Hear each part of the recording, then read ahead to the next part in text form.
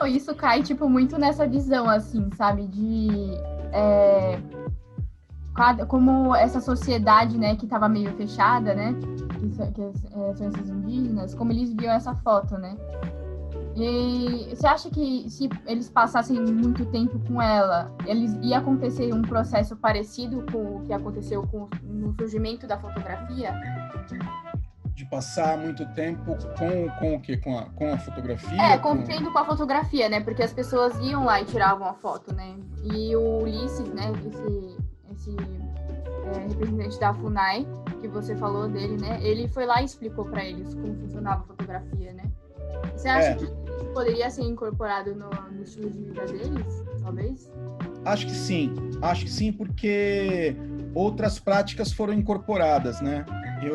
Nessa viagem que eu fiz, que passei pelo Tocantins, e na volta eu passei por uma reserva indígena Pataxó, no sul da Bahia, desfez muito o meu lado romântico dos índios, né? Aquela ideia do índio, né? Romântico, aquela coisa de um ser saudável. Infelizmente, não foi isso que eu vi, né? Os índios já se adaptaram bastante à estrutura ao modo de vida do homem branco, né?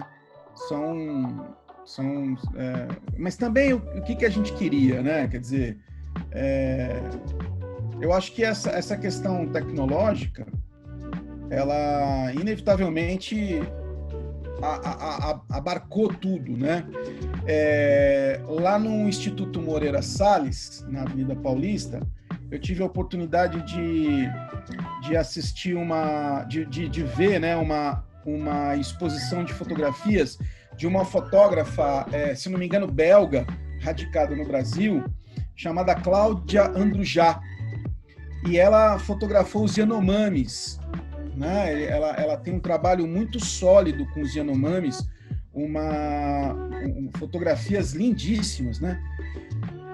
E ela teve a oportunidade de fotografar os Yanomamis antes da chegada dos homens brancos naquela região e depois que os homens resolveram construir o que a gente conhece como Transamazônica, que era uma estrada que ligaria ali Manaus, tal, Belém. E a chegada da Transamazônica ali, né, também levou os costumes, né? Então você em um andar da exposição de fotografias, você tinha fotografias dos Yanomamis na essência, sabe? E no outro andar você já tinha as fotografias dos Yanomamis completamente penetrados por essa cultura branca. Você já via as indinhas pequenininhas já grávidas, você tinha os índios com doenças que eles talvez não contraíssem se não fosse a presença do homem branco.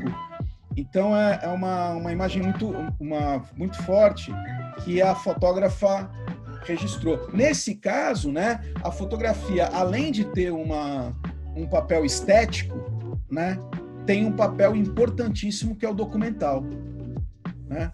A fotografia tem esse papel também, é quase jornalístico, mas documental, né?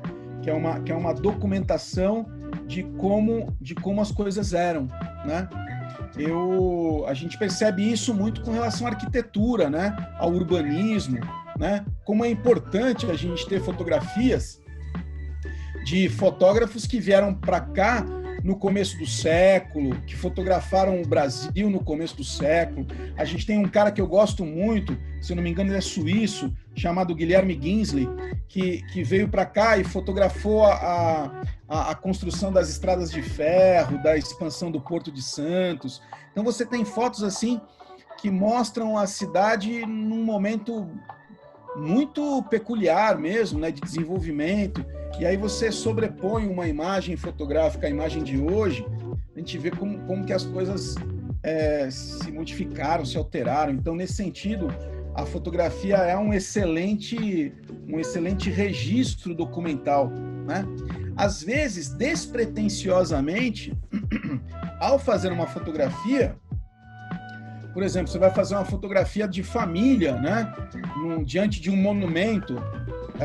Quando você faz aquela foto, sem saber, você não só está fazendo um registro de família, mas também está fazendo um registro documental. Porque se amanhã cai uma bomba no monumento, você tem a foto do monumento que estava lá, né? Então, isso é muito legal, isso é muito interessante. É um outro viés da fotografia também, que é o documental, que é muito legal. Então, pensando nessa questão documental da fotografia, é até curioso pensar que, tipo, antes, até mesmo no primórdio da fotografia, tipo, eram poucas pessoas que conseguiam efetivamente pegar uma câmera, tinha uma câmera, conseguiam pagar os filmes para fazer as fotos e fazer as documentações. Só que hoje em dia, qualquer um pode pegar o seu celular, colocar para fazer um vídeo, faz um vídeo falando sobre, tipo, mostrando o que ele quer que veja. Então, por exemplo, a questão da fotografia evidenciou muito, por exemplo, a questão da violência contra a população negra, tanto no Brasil quanto nos Estados Unidos. Então as pessoas, sempre existiu, mas quando as pessoas passaram a ter a oportunidade de fotografar é que realmente ficou isso evidente. Então essa questão documental acho que também se fortaleceu muito assim com a chegada da fotografia. Muito, muito. E é incrível que aquilo que a gente estava conversando no começo, né? Que a imagem fotográfica tem um apelo muito próprio, né? Mas pô, você faz o vídeo lá e beleza, legal, você faz o vídeo e beleza. Mas a imagem fotográfica, pelo fato de estar congelando um momento, tem uma especificidade muito própria, né? Ontem eu estava ainda envolvido com essa coisa infelizmente, da morte do Maradona, né? E eu estava vendo a concentração das pessoas ali na Casa Rosada, né? Estava vendo isso. Eu acho Buenos Aires um lugar muito bonito, uma cidade muito bonita, gosto muito de Buenos Aires. E eu estava vendo ali para reconhecer alguns lugares que eu visitei, né? Para matar um pouco a saudade. E aí eu estava vendo, e aí um cara pegou uma imagem que apareceu na televisão congelada, ou seja, como fotografia, que foi um torcedor do Boca Juniors abraçando um torcedor do River Plate, que são rivais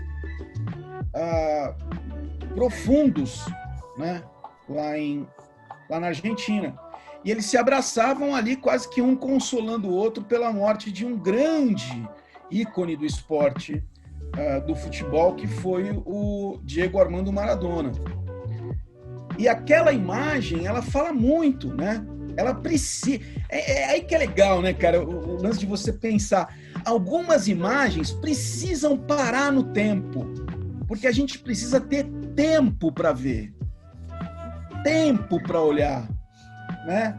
É mais ou menos aqui, indo um pouco para o lado do cinema, mas o cinema nada mais é do que uma fotografia em sequência. Cara, fotógrafo é fogo, né? É a mesma coisa que você assistir um filme hollywoodiano e assistir um filme europeu, né? Dependendo do filme que você vai assistir. O filme europeu, ele tem uma outra velocidade, ele tem uma outra fruição, né? Você assiste um Kurosawa, por exemplo, né? Que não é europeu, mas você assiste um Kurosawa, que é um diretor, um cineasta fantástico japonês, você assiste um Wim Wenders, né? Você tem o tempo para fruir aquela imagem, né? Diferente de um Velozes e Furiosos, né? Que as coisas acontecem tão rapidamente que você não consegue aproveitar, né, um pouco. Tanto é que às vezes algumas cenas são até em câmera lenta, que é para você, agora curte aqui a capotagem do carro. E aí o cara coloca aquilo em câmera lenta, que é para você poder fruir um pouco, né? Então, algumas imagens, elas precisam parar. Elas precisam congelar. E eu acho que essa imagem aí que eu citei aqui, dos dois torcedores se abraçando, de times tão oponentes, ela precisava ser uma fotografia mesmo. Ela tinha que ser uma fotografia. Não podia ser só uma imagem de dois caras se abraçando e saindo. Não, tinha que congelar aquele momento. Aquele momento para que você possa colocar aquela fotografia em outros lugares, mostrar para outras pessoas, Isso eu acho que é muito legal. Isso é muito bacana. A característica da fotografia é muito legal.